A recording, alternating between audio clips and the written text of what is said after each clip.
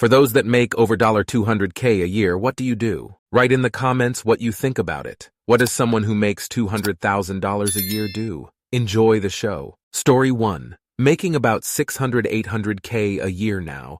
Was a real estate developer for a decade, plus making a bit more back then. Retired young for several years, got bored and came back as a general contractor and consultant. It's easy work, less stressful than running a big build. I think I make more due to my area's cost of living and my past in real estate comforts any clients concerned. $800K here is like $300K in Texas. Story 2. Senior software engineer for online sports betting company. I make $275K base salary with $25K to $50K bonus salary based on performance, plus stock options that vest after 5 years. I've been programming for over 20 years. Tried management to make more, hate it. Will stay at senior for rest of life. Story 3. Certified Registered Nurse Anesthetist, CRNA. Been at it for 4 years. $85K, $272K, $200K, $256K. First year was only 4 months of work. Second had a lot of OT and incentives. Third year I moved states and took time off. On track to clear $350K plus this year, but that's a full-time W-2 plus part-time 1099. Working to fund my endeavors into real estate and the projects affiliated with it. AMA. Story 4. I work at a well-established tech startup, where I've been for 14 years, originally QA. But as one of the few remaining engineering types from the early days, I've parlayed my rather deep knowledge of the product into creating a support team for the non-tech side of the company, and also advise on some product development when I can. What helps is that I can speak the language of both engineering and the non-tech teams, and translate between them.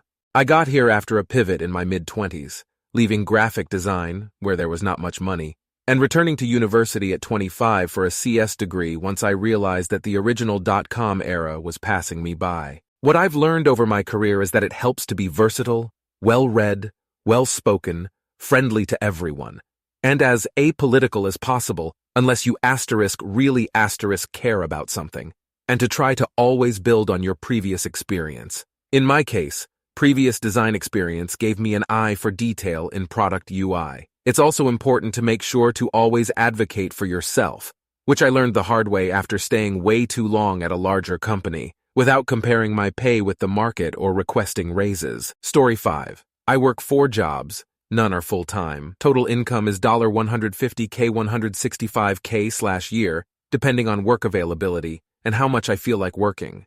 I'm in the IT industry. I have a degree, but it was mostly irrelevant in application, although it was IT-related. I solve business problems for people, and I use technology to do it.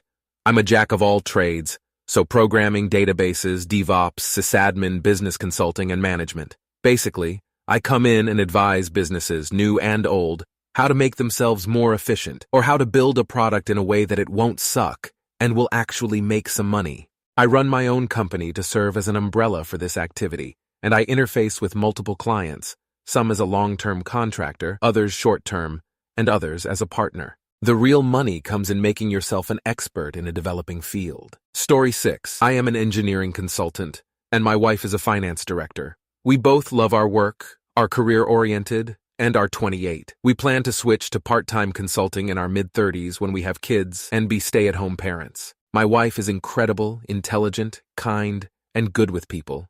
She has been a manager for about 6 years. She did her master's in accounting, and I did a PhD in electrical engineering with a robotics focus. We're both very fortunate, but we also need to get better at separating ourselves from our work to take care of ourselves. Story 7. €250K all-in as a C3 level executive, managing interest rate risk at the Treasury Department of a large multinational bank with headquarters in Europe. Strictly 9/5 hybrid work, 2 days office, plenty of perks plus normal European secondary benefits. Can recommend if you like spending days talking to people and figuring out how to best reach deadlines without actually doing all the work yourself. Story 8. Software sales executive. Started as an account rep in 1998, making $28K/wire, $120K/wire by 2003, $240K/year by 2010. Does not include commission, which is usually at least equal to salary, and can be much larger. Some years over $600K in commission. That being said, it is soulless, and I hated it. Semi-retired since 2022, dabbling in luthery. Story 9. Although I don't make over 200, I have 2 employees that do. The first is a PhD, and he's our chief engineer, physicist, and mathematician. The second has multiple bachelor's degrees and is the first guy's boss. He's a jack of all trades, and honestly, a master of them too. Also a physicist with a heavy C++ background. My old boss, before I took over his role, made $225. Also a PhD, but in a totally unrelated field. We're both program managers. Story 10. Central Illinois. Engineer. Retired at 46, making around $200K/wire in salary and $400K/year in the market in mostly unrealized gains. Started investing at 12 years old in stocks. Parents did not do it. Looked like an easy way to make money. Now I keep bees for fun less than 30K/year. Not a lot of money unless you are big. Still have investments rolling in the background. Wife is a purchasing manager. Makes $300K/year. Story 11. I run a number of offices as a fee-only high-net-worth advisor. Undergrad in business with finance and econ concentrations. Base plus bonus is $300K, with another $100 $150K in business income from my ownership, 34YO, CFP certification, and been doing it for 12 years. Really fulfilling helping people step away from work and actually spending money doing things they have always dreamed of. Story 12. Psych, mental health and behavior analyst. I have a disability aged care support company in Australia. I like it pretty well. I'm helping people and advocating for those that can't advocate for themselves and making a difference in people's lives, particularly those with intellectual disabilities. Every day is different and varied. I'm always engaged and busy, which is great, but also sometimes very tiring. And I don't have a private life at all. I work pro bono a lot for people that don't have ready access to support, so I very rarely get a day off entirely to myself. But it is fun at times, can't lie there, lol. Story 13. Sales. I hear quite often, I could never do sales, because people think it's some sort of Wolf of Wall Street used car lot movie type of a life. The reality is that all you need to do is identify a problem, and then understand how whatever it is you're selling will solve that problem. Every single thing that is sold is simply solving a problem. Example. Problem. Hunger, solution, food. Problem. Need a vehicle. Solution. Sell them a vehicle. Problem. My yacht is no longer the biggest in the world. Solution. Sell them a bigger yacht. I'm not special. I don't have anything that anyone reading this right now is missing. Anyone can find a sales job, maybe low paying at first. Learn what they are selling and how it solves a problem. Crush it. Build a reputation. Within 3-5 years, make well over $200K with zero debt. There are other avenues, such as becoming a doctor/lawyer/plumber/etc., that can generate the same results, but those all have a learning portion that costs money. Story 14. The yes, I do live in America is strong in this one XD. To my European brothers and sisters, if you live in a country with okay public funds for common goods like schools, healthcare, libraries, infra, etc., then do not feel sad for not hitting even 100K. You're 40K but living in a well-off country with no fear of getting life screwed over by an ambulance ride, and free higher education is more valuable than what Americans have. In general. FC, there are outliers. Due to good social benefits, access to healthcare care and education makes at least the Northern Europe much safer in general and more trusting of strangers. AKA social budget is not yet spent fully. It's getting there year after year, but I can leave my phone on a coffee shop table, and if I come back to it, it will be there. So money, while having lots of it is nice, living well, and without worry with smaller salary in a welfare country is much more valuable. Less stress about having to handle everything by yourself, and making sure you are paying retirement, insurance, and tax on top, and absolutely all services ever. Story 15. My partner is in corporate insurance, sales essentially. He started in auto and moved his way up. Last year, 180K, this year, 250K, and next year he's projected to make minimum 300K. Obviously, this will top out.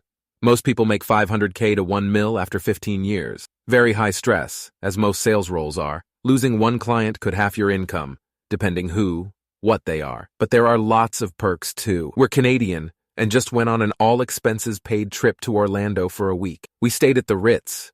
It was a very nice treat. One welcome dinner and one goodbye dinner. Everything else was whatever we wanted to do. Excursions were also 100% covered. We did 4 days at Disney, Universal, and a spa day. This trip was easily 15K USD, all covered. Based on his sales this year, he'll go on 5 trips total. 3 of those partners are invited. Story 16. I lucked into a job out of high school programming for about $28K a year.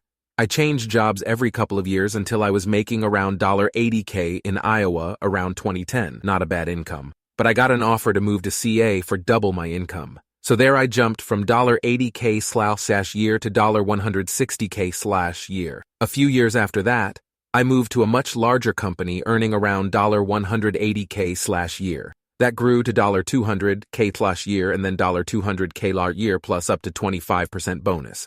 My 401K vests in another year, and I'll probably jump companies again at that point. I was one of those ADHD kids who had no friends at all during school, but was hyper-fixated on programming.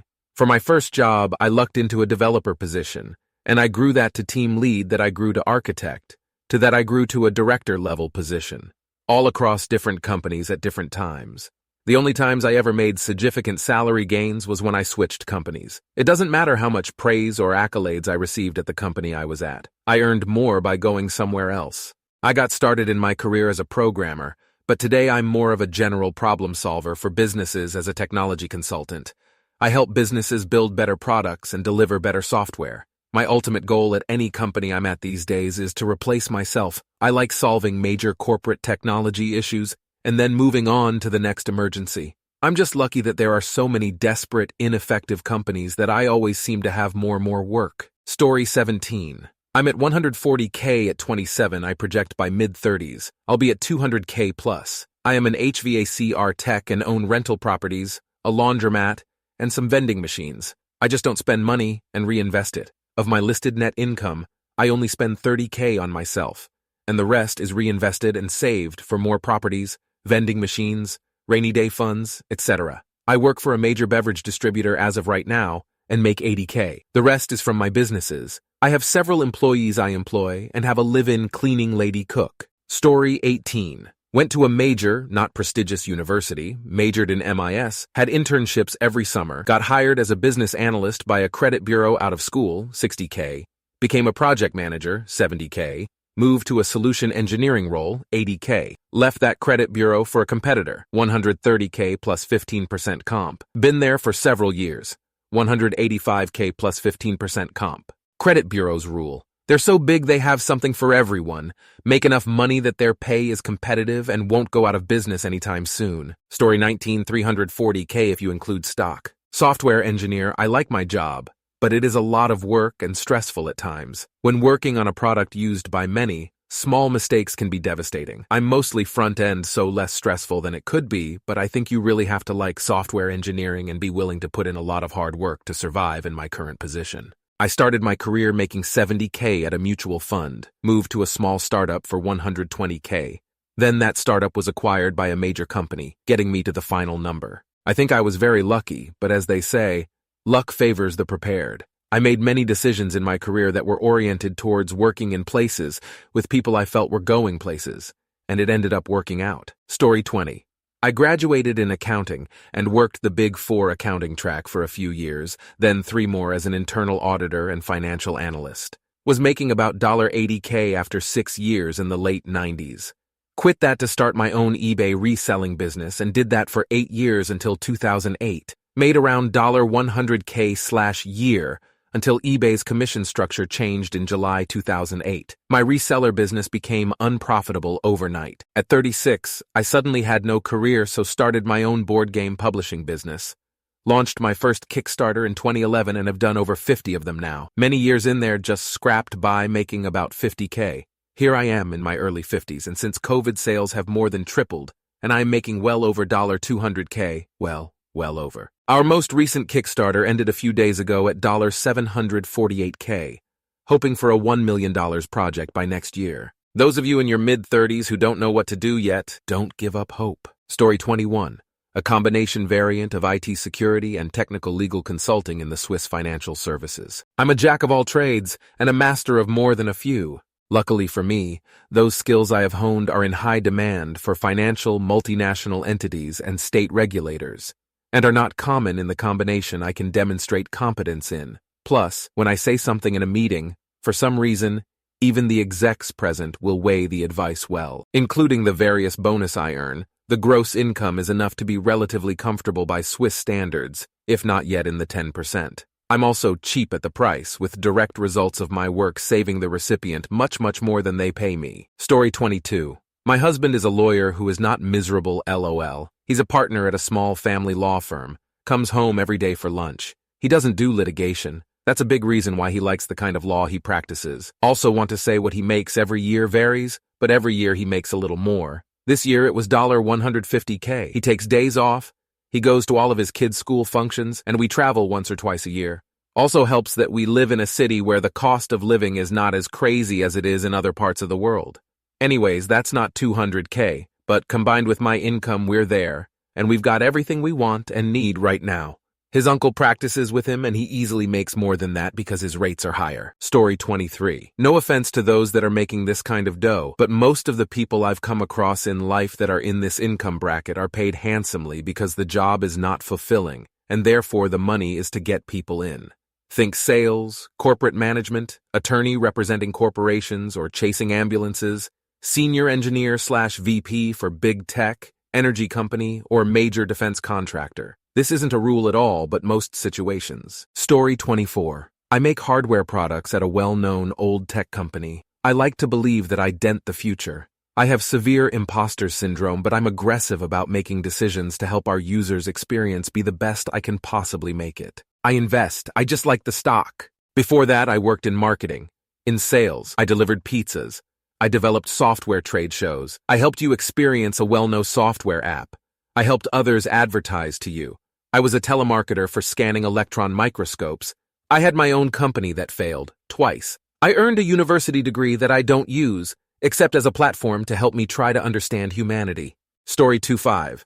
I'm 27. Haven't quite hit $200K, but I approach that after bonus. I work in software consulting and I really hate it at this point. It's very thankless. I work my buns off for seemingly endless hours just to pay for a house that I can't even properly enjoy because I work from home and spend so much of my time working that I just want to get out of the house. My life goal has always been to be a full-time novelist, and I had hoped I would have already saved up money to do it while working a job like this for a few years.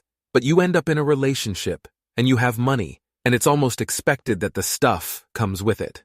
Home, amenities, car, occasional travel, blah, blah, blah. And I make more than my partner, so I pay more. And I end up not seeing that number go up by very much at all. I grew up without much money, I failed out of college 3 times, and I appreciate that I rebounded pretty quickly and got myself to this point. But even still, I find myself agonizingly stressed and I feel very trapped. And I don't have time to even recreationally write, which has historically been my outlet. Each time I go to bed and see my writing computer sitting on its desk in my guest room when I'm too tired to look at a screen, my soul weeps a bit. Story 26. I'm a software developer where I design and sell access to an API for other developers to integrate into their software, which provides them with unique data. My API is utilized in many data centers, firewalls, websites, game servers, phone apps, etc. I work on this completely on my own. There are no other employees, though. In the past, I have contracted out support to answer customer emails and things of that nature to a third-party company. I'm in my early 30s, and this year I made a pre-tax profit of $639K, converted from my country's currency to USD, and my profit margin is about 89% right now. Story 27. I'm a former mechanical engineer turned project manager inside an incompetent software company owned by a major automaker. Mid-30s. My job now basically entails running and attending multiple meetings with stakeholders embroiled in insane politics while trying to motivate my team to build things. Making over $200K base with enough bonuses stacking to take me over $400K this year. My partner makes almost as much. We can just now start thinking about home ownership, which would clean out all our savings and commit us to anywhere from a $9K to $14K a month mortgage for a 1,200 SQ foot house. This shit isn't sustainable. Story 28. Professional desk jockey, aka business ops, 37 this year, bachelor's degree, living in San Francisco, broke $200K about 5 years ago. Total comp is about $360K, but in a good year it's $400K, depending on bonuses. Before that, I was working in tech, but that doesn't pay very well unless you're a software engineer, or if you're lucky and you got in early, and your company gets bought out. Also, I'm an immigrant. I immigrated from Canada about 10-ish years ago and job hopped as soon as I swapped my TN visa for an H-1B. My work isn't glamorous, but I'm good at what I do. I'm a shrewd negotiator and I save my company a few $1,000,000 every year through negotiating good pricing. Thank you very much for watching. If you liked the video, like it, be sure to write comments and share your stories.